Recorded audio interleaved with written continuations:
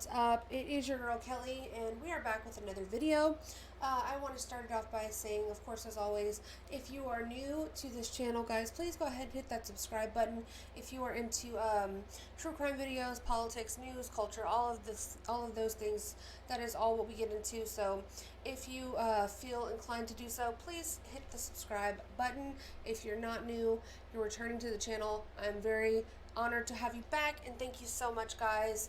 I hope you will like the video. Comment if you feel inclined to do that. So I'm a little bit on edge right now, guys, because I was wanting to come on here and talk to you guys about this story for a couple days now. I've been doing some research and everything like that, and just before starting this video, I was finally able to find this girl, and we're going to be talking about Madison Brooks today. If you guys haven't heard of this story, I will be telling you guys about this.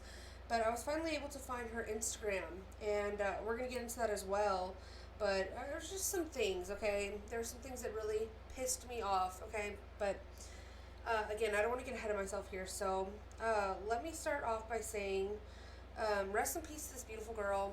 A lot of people are having a lot of things to say about this case online, and to me, in my mind, there's only one clear-cut message here, and we're gonna get into it, and my opinion and what the court has said, what the police have said, and like I said, we're gonna get into her Instagram. Just a few different things, guys. I'm going to try to give you all the story with the information that I have as best as I can. So, Madison Brooks, or Maddie, as she went on Instagram, and I believe, in everyday life, in some instances, people called her Maddie or Madison. She was a 19-year-old sophomore at LSU, which, if you guys don't know, is about 45 minutes away from where I live, so pretty close to me. That's why this story kind of hits close to home for me, and it's just one of those ones that, just really hit my heart, because not only is this area one that I'm very familiar with, it's just a very tragic situation what happened to her. So she was a sophomore at LSU, which is Louisiana State University. I'm still not clear on what she was studying there. I'm still trying to find a lot of information, and a lot of information still hasn't been released yet. But as far as I can tell from looking at her social media, she came from a family that looked like her parents were divorced, but she looks like she had some step siblings, and maybe even some whole siblings. I'm not 100% sure on her family dynamic yet, but I did find some pictures she posted with her dad and her mom. So both her parents in her life, but it appears that, they were separated, which that's common these days. It looks like, from what I could tell, that she was possibly raised Catholic. If not Catholic, then she was some sort of Christian, because it looks like she went to some sort of Christian school before attending the Louisiana State University. And she was in a sorority called Alpha Phi, or Alpha Pi. I don't know how you pronounce it, but she was a member of that sorority. And, what happened to her on January 15th, which was almost 2 weeks ago now, was truly horrific. So we're going to get into the details of that story here, and y'all, I would love to know your thoughts on everything that we're about to get into. So I want to start off with this article from Law and Crime. Okay, so and trigger warning, I guess. Before we start, nothing is going to be shown that's going to be graphic, but there's going to be discussions about sexual assault, rape, and just a horrific thing. So just letting you guys know ahead of time. But let's go ahead and get into it now, guys. Alright, so 4 suspects were charged in the alleged rape of LSU sophomore minutes before she was fatally struck by a car. Okay. 4 male suspects in Louisiana have been arrested on rape-related charges in connection with the investigation into the death of Madison Brooks, a 19-year-old LSU student who left the bar with the suspects and was fatally struck by a car a short while later. Authorities say Brooks, who had a blood alcohol level about 4 times the legal limit to drive, had sex with two of the suspects, according to alleged statements, and was then left alone to wander the streets before she was killed in the crash. And I hate the way they put this, because she had sex with two. So, in the same breath, this article is going to tell me that she had a blood alcohol level 4 times the legal limit, which they refer to as being possibly in a state of, some people having consumed that much alcohol would be in a state of comatose, or like be in a state of unconsciousness. And there was multiple, not only witness testimonies, but like video footage of her not even being able to walk, or I mean, she was like stumbling, falling over. And so it's still not, I mean, they said that she had THC in her system, so I don't think they found a date rape drug or anything like that, but she was heavily intoxicated. And then you're going to tell me in the very next sentence, or the very next breath, that she had sex with, like, do you mean that she was assaulted?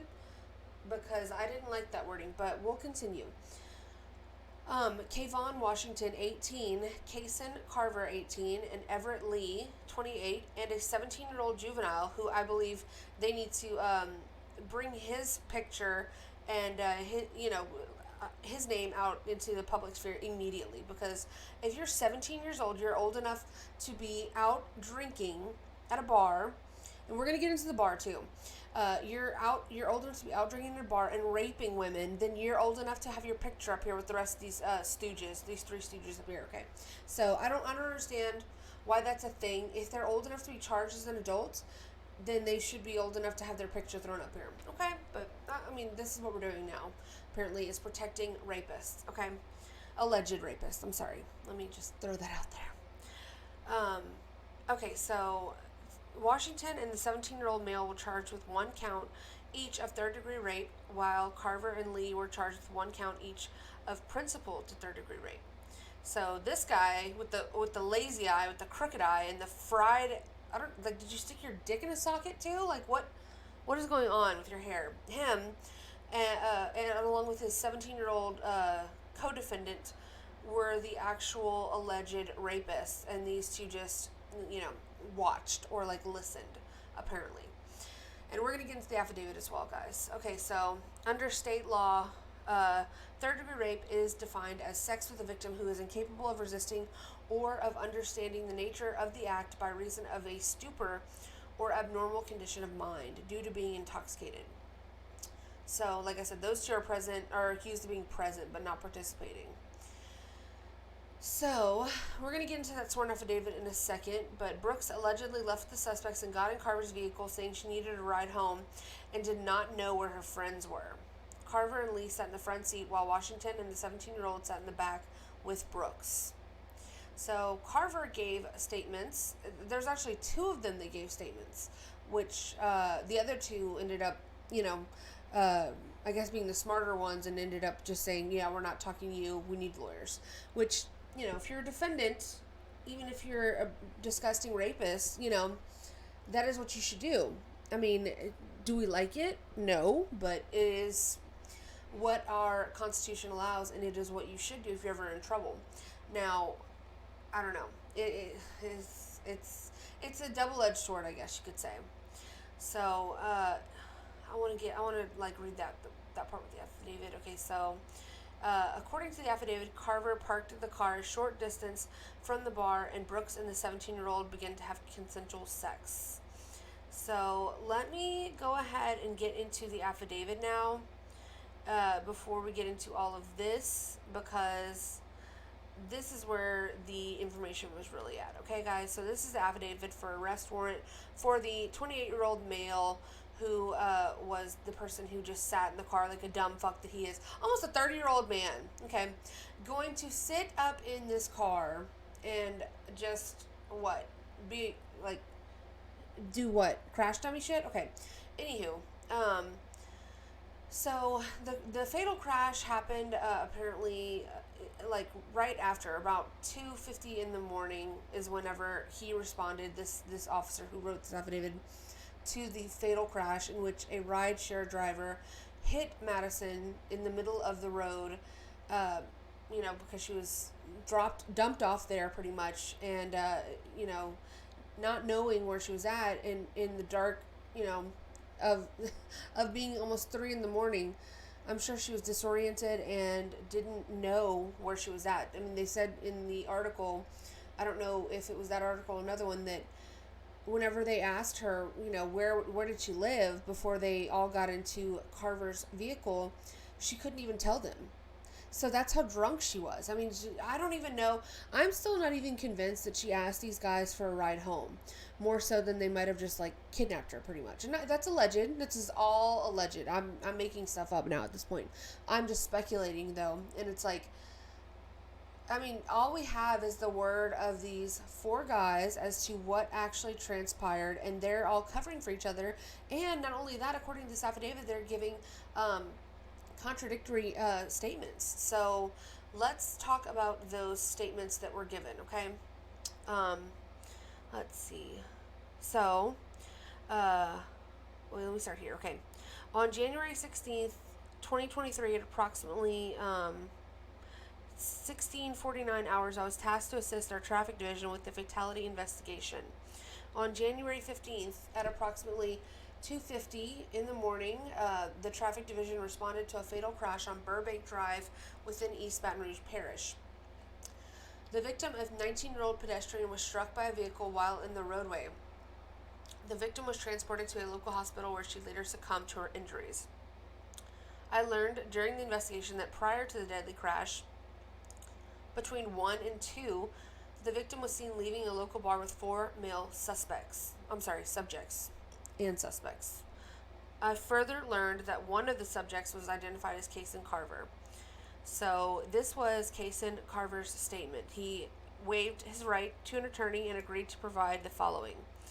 Okay, so he after he was written his Miranda rights, the co-defendant admitted that on January 15th, he, his 17-year-old juvenile male friend, his 18-year-old friend, Mr. Kayvon Washington, and Mr. Washington's uncle, the accused, all went to a local bar at 1176 Bob Pettit Boulevard, otherwise known as Reggie's, in East Baton Rouge Parish.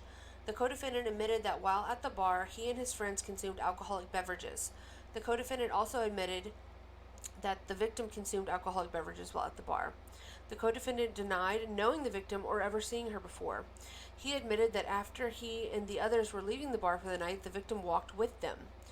He stated that the victim was very unstable on her feet, was not able to keep her balance, and was unable to speak clearly without slurring her words.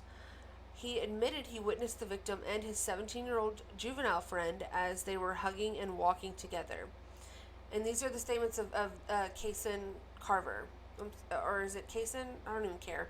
Yeah, Kason Carver, the white guy who was driving, okay? That's pictured. So these are his statements. Okay. So he admitted that he witnessed the victim and 17-year-old juvenile hugging and walking together. He stated that the victim asked for a ride home, and he admitted that he agreed to give her the ride because he did not want to leave her while very intoxicated and the bar was closing. Wow. What a hero. Okay. He stated that he asked the victim about her friends, but she was drunk and did not know where her friends were. Okay, so keep that in mind. So already, she doesn't know where her friends are. She doesn't know where she lives. Could she actually really speak? I mean, do we know? We don't. We really don't. Okay. So he admitted that the victim got in his vehicle with his friends, and he stated that he sat in the driver's seat and Mr. Washington's uncle sat in the front passenger seat. He stated that 17-year-old juvenile friend, the victim, and Mr. Washington sat in the rear seats. He stated that he asked the victim for her address, but she fell over and could not answer him. Okay, Mr. Carter admitted that he drove a short distance to a nearby street, possibly Jennifer Jean Drive, and parked. So, right off the bat, okay, you're offering to give this girl a ride home, right? She's not even able to respond to you. At what point do you, as, I'm not going to call you responsible because obviously you aren't, but as just an empathetic, normal, human being, think to yourself, okay, this girl's falling all over everywhere. We're 4 males. Maybe let's just get her into an Uber. Like, we don't need to be doing this with her. She's too drunk. She can't even answer me where she lives. But no, you instead get into your vehicle and take off with her in the car and just make your way to a random street. What? Who does that? Who does that? Obviously, there was. I mean, to me, this like screams that there were ulterior motives. There were nefarious acts being perpetrated on this woman, and y'all were up to no good, in my opinion. These are all my opinions, and this is all alleged. But it, I mean, just y'all tell me, like, ladies out there, even guys, even men with any common sense, does this sound right? Does this sound like something that is normal, where they get into the car with this girl who's falling over, can't even tell them where she lives, and instead of like staying there at the bar and trying to figure it out, trying to find her friends, they move her from that location to a random street? What made y'all go to that street? What led you guys over there? Was it like an abandoned street where y'all know y'all could like, park and like do some nefarious shit? Like what was the motive for going to that street? So immediately that stood out to me as something that y'all were to no good. Nope, nope, nope. Absolutely not. Why, if she couldn't answer you, would you then drive off with her? Makes absolutely no sense. So after that, he stated that he overheard his 17-year-old juvenile friend as he asked the victim 5 times if she wanted to have sex with him. So he had to ask her 5 different times, okay? And then the co-defendant stated the victim gave verbal consent, okay, to his 17-year-old juvenile friend. So did she, my guy? She couldn't tell you where she lived, but she consented to having sex in front of 2 other grown-ass men in a car on a random road? That's what you're telling me right now? Okay. Well, you must think I'm a fucking idiot, because absolutely the fuck not. I don't care. I do not care what you can say. If you want to say that this girl was the biggest whore ever, I don't care. I don't care. No, I mean, just, you would be hard pressed to find a woman that is going to do this willingly. I truly believe that. It doesn't matter what kind of reputation she might have had. I don't care. Because she was drunk out of her mind, and y'all took advantage of this girl. And I guarantee you, she could not tell you where she lived. You didn't hear her give consent. Right now you're covering your own ass, and you're covering your friend's ass. And it is disgusting. Literally disgusting. So after he heard her give consent, big quotes, big quote unquotes right there. Okay, so he stated that the victim and his 17-year-old juvenile had sex in the vehicle's rear seat. The co-defendant, Kason Carver, stated that while his 17-year-old juvenile friend and the victim were having sex, Mr. Washington exited his vehicle, because that's normal behavior. The co-defendant stated once the 17-year-old friend finished the sex act with the victim, that Mr. Washington returned to the vehicle. So they did a swap-a-roo. It seemed almost like coordinated in a way, right? Like one gets in, one decides he's going to be the first one to have sex with the girl. The other friend gets out of the back seat. The other 2 stay in the front to watch or listen or do God only knows what, beat their little disgusting meats. I don't know. And then after the one in the back gets done, then they switch out. I mean, what is, you guys, like, if y'all think that this sounds right, this sounds like this is something that this girl consented to, with a blood alcohol level of 3.319, you're high. And I got a fucking oceanfront property in Nebraska I'd like to sell you, okay? So, just absolutely disgusting, okay? So, once they did the little switch, okay, Kason Carver, which I'm going to keep saying his name because he's a little dirtbag, he's stupid enough that he gave this statement, which I'm thankful that he did, because this is going to cause problems for these defendants in the future, because their statements were conflicting.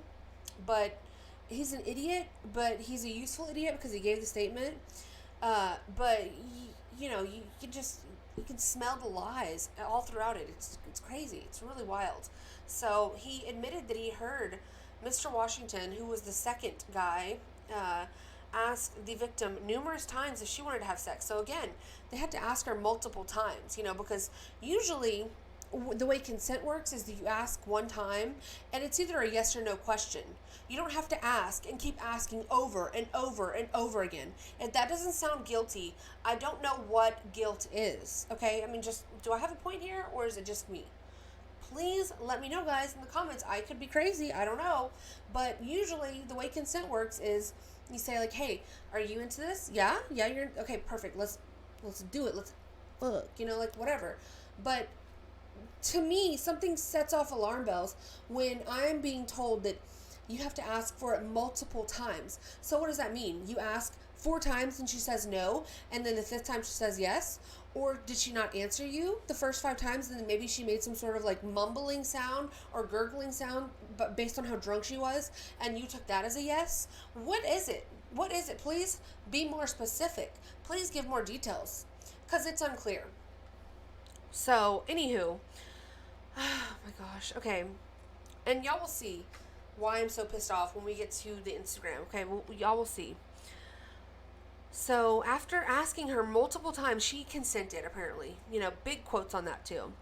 So the co-defendant admitted Mr. Washington then had sex with the victim in the rear of the vehicle. He admitted that he and Mr. Lee remained in the front seats of the vehicle while the sex acts were being performed with the victim. He stated that we got to stop this. Let's go. Why? Why do we have to stop this if everybody was having fun and being consensual? Why were you so disturbed for, sir?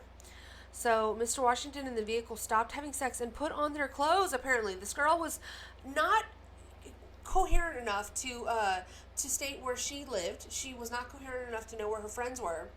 She was stumbling and falling all over the place, could barely walk. But you're telling me that she consented to having sex with 2 strangers, and then after she was done, she got up and put her clothes on. Okay, got it. Makes sense to me, I guess. Not really, though. So, Mr. Washington and the victim stopped having sex, put their clothes on, and then he stated he drove away from the area and went to bring the victim home. But you still didn't know where her home was, because she still couldn't tell you, right? Right. Okay. So, he admitted that while the sex acts were being performed with the victim, he felt uncomfortable and that he hated it. Why did you hate it? Why? Why did you hate it? Why didn't you put a stop to it before? Why didn't you speak out? What was wrong? Please tell us. You're being very wishy-washy right now. So he stated that he thought the victim was drunker and her speech was slurred. During the interview, he was asked if the victim was too impaired to consent to the sexual intercourse, and he replied, I guess. Well, I guess you're a fucking idiot. He stated that they drove around attempting to locate where the victim lived and finally dropped her off in a subdivision. So y'all just drove around and said, hey, do you live there? Do you live there? Do you live there? Where, she still couldn't tell you, right? She still was not able to express where she lived to you. So you just dropped her off, which we're now going to go to the location, right, guys, that they dropped her off at right here on the corner. Pelican Lakes Parkway and Burbank, right? This is where they dropped her off. Right in the middle of this fucking street, or right in front of this subdivision right here, Pelican Lakes. This is the intersection where she was struck later by a rideshare vehicle and was later died in the hospital, okay, after being raped by 2 disgusting individuals, okay? This is where this girl had to die. I mean, this is so tragic to me. And so I want to just get into also another map here that I have because it's quite interesting. As I was researching this case, I was just trying to dig in and really try to understand the landscape of what it was that was going on, right? So here we have Baton Rouge, right? Okay, so you can see in the middle there, Louisiana State University is right here. Okay, this is the campus. This is a Tiger Stadium. This is like basically the entirety. They probably have like student housing here. Right here, right by the campus, okay, is Alpha Pi or Alpha Phi sorority, where Maddie was a sorority sister. Okay, so very close to the campus, as you can see. And then over here, we have Reggie's, which is about a 5-minute drive from the sorority house to Reggie's, okay? Let me zoom out a little bit. So I still was not able to confirm where it was that she lived. I looked everywhere because I feel like that is going to be a key piece of information in this case. Where did she live? Where did she actually live? But just to give you guys an example, because I'm sure, you know, as a college student, I know that if you're living on campus, which she was from Covington, which is about an hour and a half drive away from this campus. So she was living on campus, possibly at the sorority house or somewhere in the vicinity. I'm sure she was staying somewhere near the campus, right? Makes common sense, yeah. Reggie's was, again, right here, still very close to the campus and all of these different locations that would be associated with, you know, campus living and college life, right? Again, sorority here, college here, Reggie's here. Where did they find this girl? All the way down here, okay? Burbank is running right here, okay? And where is it? Let me just zoom out some more because I got to zoom out a little bit more. Okay, so right here, guys. See this little windy road?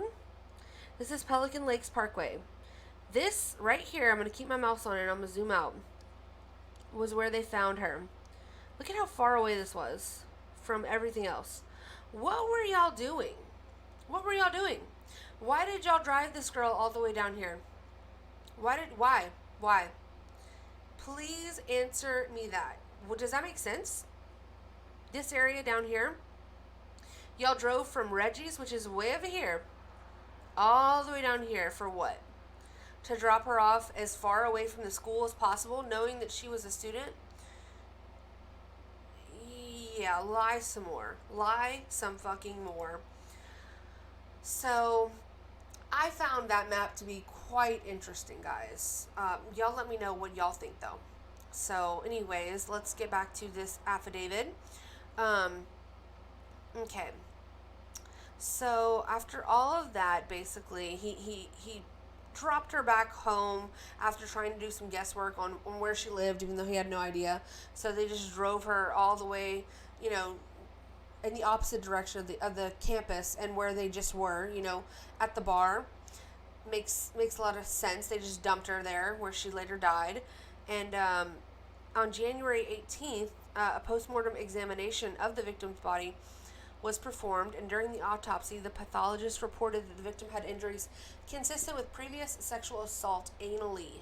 It was also reported that the victim's urine sample collected tested positive for THC. So, she had also had marijuana in her bloodstream, which, whatever, it's not a problem for me. It's most college students, right? Anyways, per the medical records, a sample of the victim's blood was collected for BAC testing, and the medical records showed the victim's blood alcohol content was 0.319. Okay, so pretty high. According to the University of Notre Dame research, the effects of a BAC between 0.250 and 0.399 are listed as alcohol poisoning and loss of consciousness. So, tell me again, she consented? Please? Yeah? No? Crickets? Okay. So, according to video footages obtained from said bar, the surrounding businesses, the victim was seen arriving at approximately 10 o'clock at night, and then the defendants arrived a short time later. So they were seen inside the bar. The victim was seen dancing with the 17-year-old juvenile, hugging, acting like a normal college student, and she got so drunk that apparently asked these guys for a ride home, even though that is their word only. No one else was able to corroborate this information as far as I know. And as we can see, they're all covering for each other, so I don't know. I don't really believe anything they say. So, let's see. I believe that there is... Okay.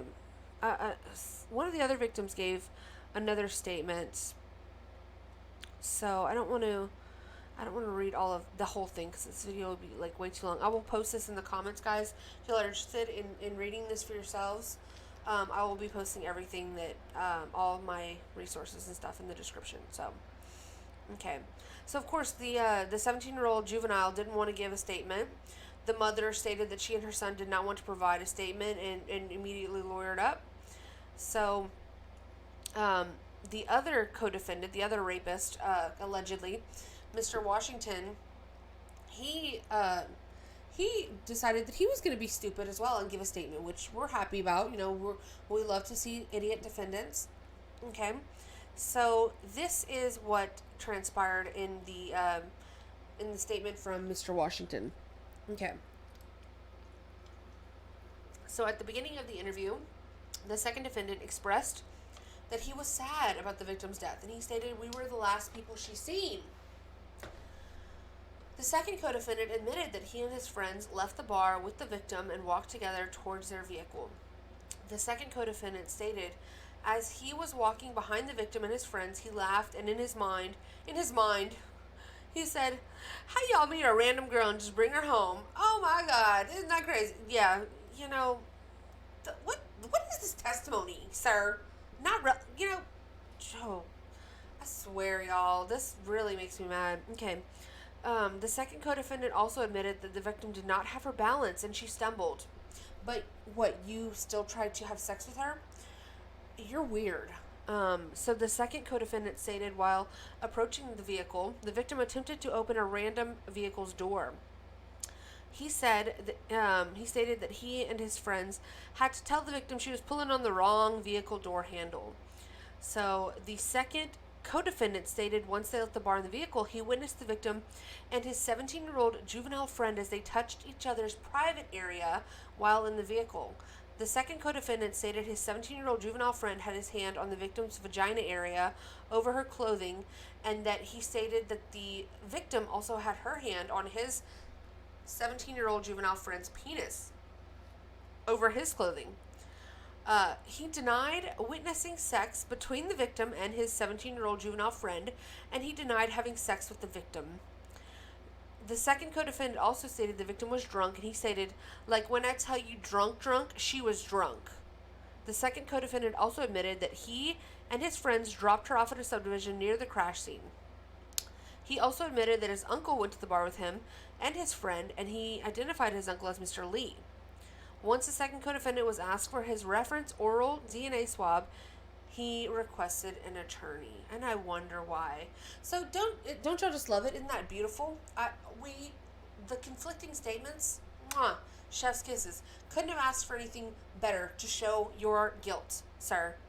So what? We got one guy saying that he saw both of you guys having sex with her. She magically consented, even though she could barely know that she was alive. And then you miraculously only witnessed, them touching each other's private parts, but they didn't have sex, and you didn't have sex with her either. Oh, okay. So y'all were living in two alternate realities on that night. Okay, got it. Makes no sense, but whatever. Anywho, so the thing goes on just basically to wrap up the details of the affidavit. So again, I will post this in the description. And I want to just get into a couple more things here, guys. Apparently, Maddie used to work at this bar, but there was previous incidents that have happened. I mean, if you guys don't know, Baton Rouge is a dangerous city. I mean, New Orleans, all the big cities in Louisiana are, and just in general in this country are pretty dangerous. You cannot escape that these days.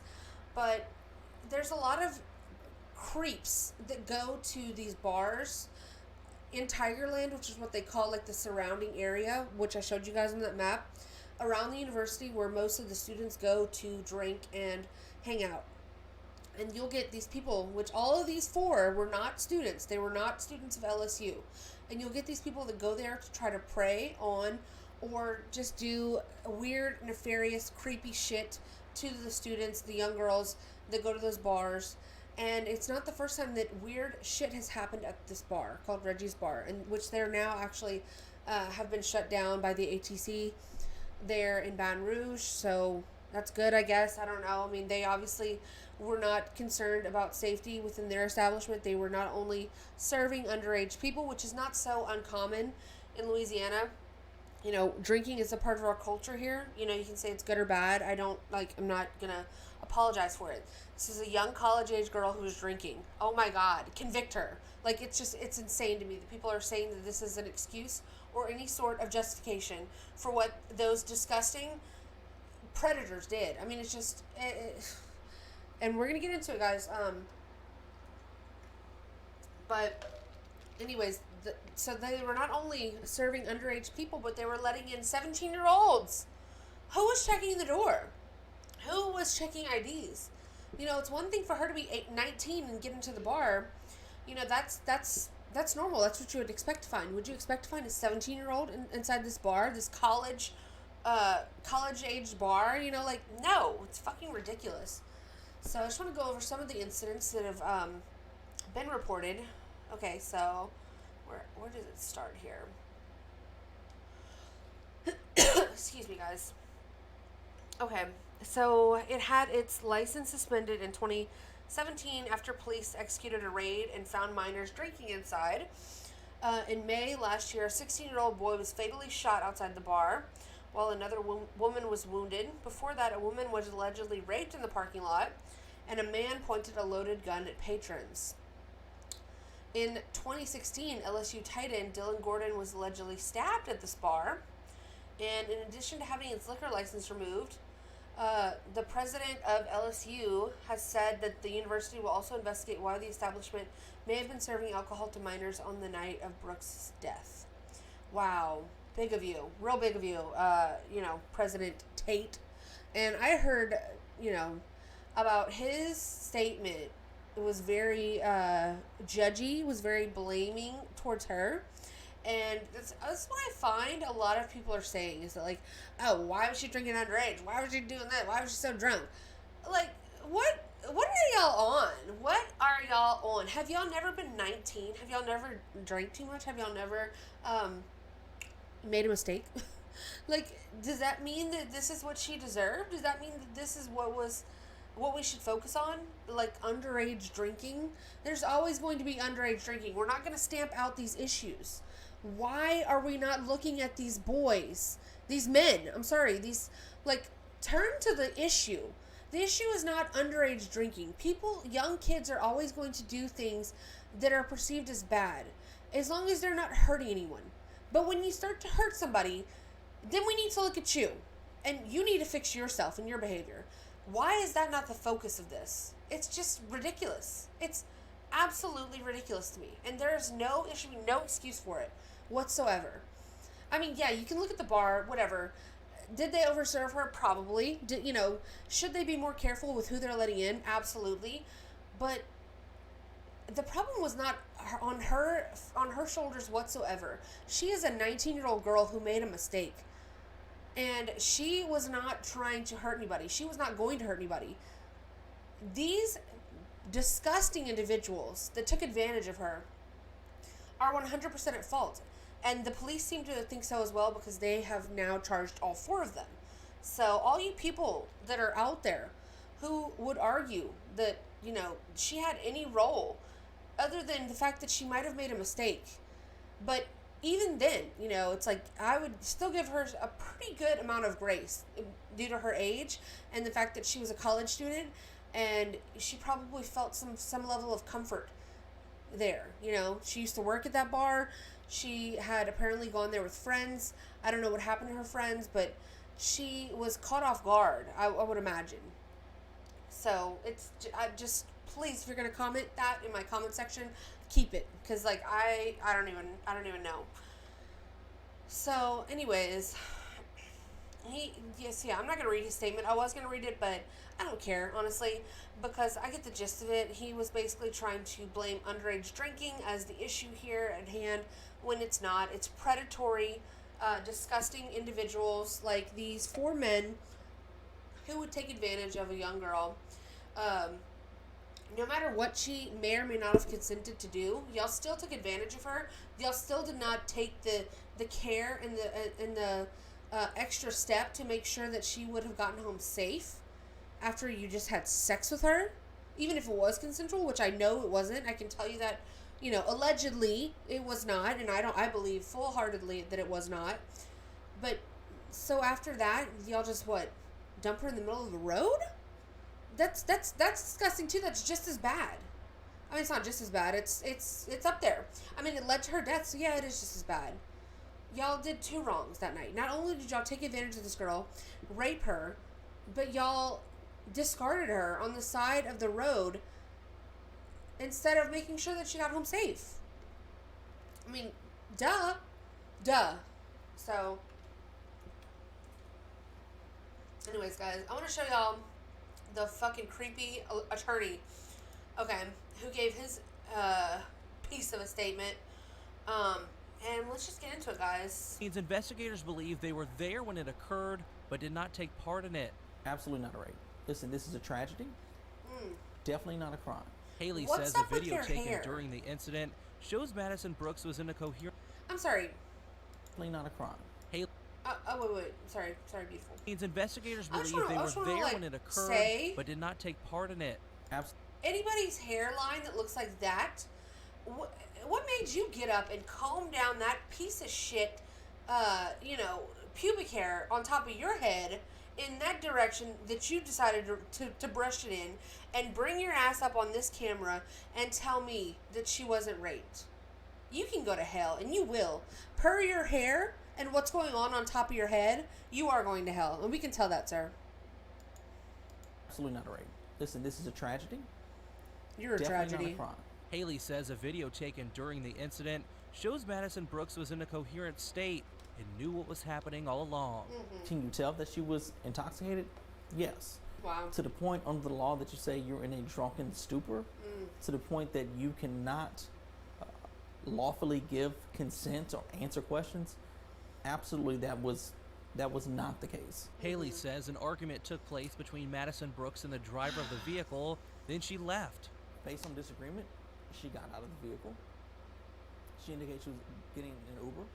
I want the public to know that these young men, or really the driver of the vehicle and the young men that were in there, did not put her off on the side of the road. Arrest doc. I also find it fascinating that he's actually not representing the driver. The driver has a different attorney, but I find it fascinating that now that we know the statement that the driver, Kason Carver, made, basically pointing the finger at his client, or basically admitting what it was that took place, that his client had sex with, even though he covered his ass and said that it was consensual. We all know it wasn't. He still implicated his client pretty badly with his statement. So now we have this attorney planting the seed of she got into a fight with the driver, Kason Carver. Okay, so she got into a fight with him when she couldn't even talk or walk or tell them where she lived, but she got into a fight. Oh, okay. So yeah, I'm not gonna let him come into our face with that hair. I don't even know what's going on up there, but it's not of God, and so I don't want to see it anymore. I just wanted to show y'all that statement that he made because I found that to be fascinating as well. There's a whole lot of seed planting going on. There's a whole lot of covering of asses after the fact. There's just a whole lot of guilt being seeping out of the situation, and I don't like it. It stinks. Okay, so before we go, guys, I'm going to show you guys Maddie's Instagram page, and I want to just show y'all some of the comments that I'm seeing on this girl's page. Okay, I started off with this picture because what a beautiful girl, and then she was dressed as an angel in this picture, so I thought that was fitting. This is her mom, by the way, Ashley Bostart. I think I was able to pretty much click, based on going through her social media and stuff, that this is her mom, and God bless her, and I will pray for her that she can have some sort of strength in the situation, because what a truly god-awful thing to know that this happened to your daughter. I mean, my God in heaven. So this is what this is her Instagram, basically. This is the person that was lost due to the, the carelessness and the utter, just predatory behavior of 4 disgusting individuals who saw an opportunity for, taking what it was that they wanted, and doesn't matter who it hurt or who it affected, they were going to do what they wanted to do, and this is what was lost, guys. This girl no longer has her life because they dumped her off onto the side of the road like a piece of trash, and just said to hell with you, basically. So very sad to see. But this is the picture I want to show you guys, okay? And I actually went and commented back to these pieces of shit. Oh, I didn't comment this one yet? Let me post it. Sorry. Okay. Couldn't post comment. Why not? Did he delete it? Oh, man. So, let's see. I might have to take screenshots of this. There's me. I just couldn't do it. I could not do it. So, okay. Wait. Okay, so he said, this is, I guess, one of her friends. So heartbroken for you and your family. We are fighting for you and justice will be served. Rest in peace, Madison. And this piece of shit, AB Hive Chuz. Okay? Again, I don't even know. A foreigner. A fucking foreigner, okay? Because that name is not of this country. But whatever. That's neither here nor there. What justice? Underage drinking is illegal. She should have known better. None of her so-called friends were with her. The same people that are putting up tribute posts. Common sense isn't very common now, huh? No, you're right, it's not. Because you obviously have none. So the girl replied and said, you've commented under multiple posts. Victim blaming this young girl. You are repulsive and exactly what is wrong with society. I hope no girl is ever in your presence alone. So, let me just take a screenshot of this guy right here. Kyle717171. Also, I have a theory that these defendants are creating fake pages, or their family members or friends. I don't know. I don't know who. And this is all alleged. Everything I'm saying is made up. But, here it is. I have a theory that these are these guys, either themselves or their family, getting up on this girl's page to try to create a narrative, try to basically, not only re-victimize her, but just cover their asses even more, because this person came up in her comment section and said she had consensual sex with all these men. Firstly, with the youngest one, 17 years old, then anal with the other guy. Read the official affidavit released by the police, which is pretty detailed, before asking for hanging the innocent black guys. Huh, wow. Pretty bold statement coming from a guy with absolutely no posts, no followers, and you're only following one person. And if you guys don't know, if an account's private, you can't go and see their followers. But I wonder, who could be the one person that this burner account's following? Very suspicious, right? I thought so. So let's go on. So other friends commenting, saying that, like, why are you doing this, basically? All I'm saying was consensual intercourse between her and all the black dudes. What? Like, what? What are you talking about? You sympathize for her, but all I'm saying, it was consensual with all the black guys. What about the white guys in the car? Like, what are this? If this doesn't scream suspicion, you know what? Let me just get another screenshot, guys, because might need to do something with these. I'm not sure, but how weird does this look? Is it just me? I think this is very suspicious to be commenting on here. And the judge did say that, the defendants aren't allowed to post anything about this on social media.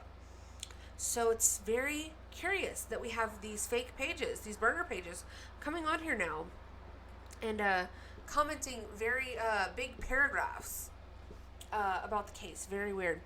So, again, more friends coming to her defense, or just, I don't even know if they're friends, but just friendly people coming and saying, like, what is your fucking problem, basically? You sound stupid. I'm one of the people too.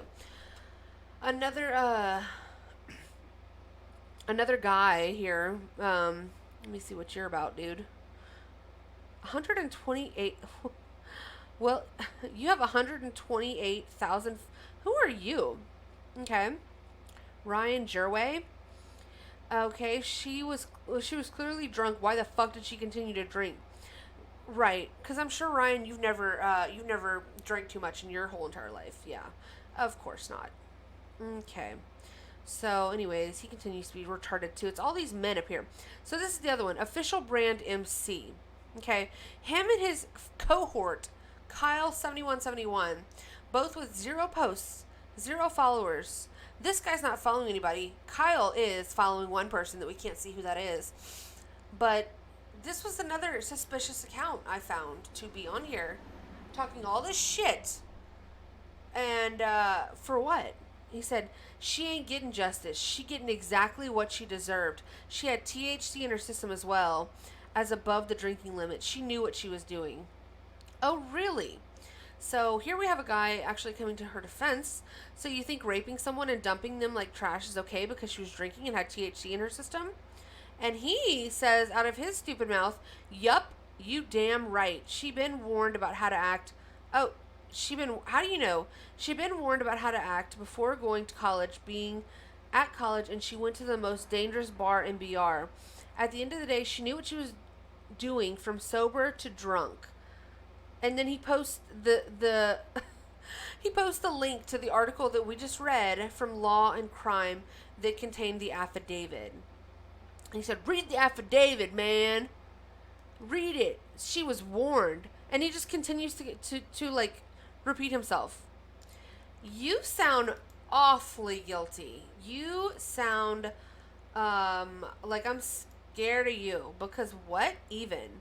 So then there's more people. This is me responding to both of them. I had a lot to say. As you can see, you guys can go on her page and read all that if you want. I just wanted to show y'all those 2 accounts. I was going to comment this, but I think he deleted his comment. Why can I not post this at him? Ugh, annoying. Anyways, what do y'all think about all of this, guys? What is your opinion on what we know so far? And, you know, I would love to know, you know, what you guys think. I'm cautious about that, though, because you have one of those stupid opinions that those guys had that you're basically going to come up here and tell me that, you know, because she was over a certain limit in her blood alcohol content, then you might want to save it because I don't know how I'll react. But we can try. We can try to have discourse on it. I don't know. But I would love to know, guys, you know, what are your thoughts? Please like the video if you liked it. And hit that subscribe button, guys, if you enjoy the content and you want to see more videos like this. I will be keeping up with this story, of course, letting you guys know. And if there's any opportunity for me to go and directly cover it in person, I will definitely be doing that as well. Because, like I said, this is not too far from my house.